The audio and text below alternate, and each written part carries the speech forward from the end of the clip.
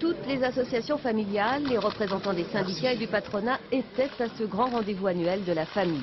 3 heures de réunion et l'annonce d'une mesure spectaculaire, la création d'un congé de paternité de 2 semaines au lieu de 3 jours actuellement, rémunéré à 100% du salaire brut, une mesure qui entrera en vigueur dès janvier prochain. Le congé pourra être pris dès la naissance de l'enfant ou dans la continuité du congé maternité. Le gouvernement a décidé par ailleurs d'affecter 1 milliard de francs supplémentaires pour la création de nouvelles crèches. Objectif, accueillir 25 à 30 000 enfants de plus par le jeu des horaires variables. Autre mesure, pour les moins de 25 ans, le calcul de l'allocation logement est modifié, ce qui permettra à 80 000 jeunes de plus d'en bénéficier.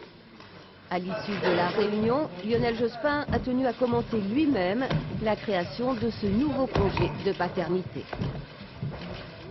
Il marque la reconnaissance du rôle du père au cours de la petite enfance, instaure une parité parentale qui est un nouveau progrès dans l'égalité entre les femmes et les hommes qui, vous le savez, est au cœur de la politique gouvernementale. Satisfaction du côté des associations, mais un regret toutefois, l'absence d'une allocation autonomie pour les 18-25 ans. Une commission spéciale sera installée d'ici la fin de l'année pour y réfléchir.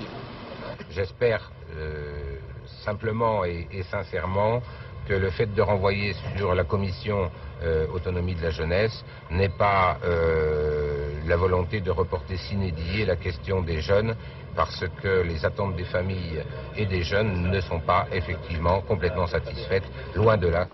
Un plan en tout cas trop coûteux pour le patronat qui dénonce des mesures non financées, mais pas assez ambitieux pour les étudiants de l'UNEFID. Ils étaient une poignée à réclamer ce matin l'allocation autonomie pour les jeunes.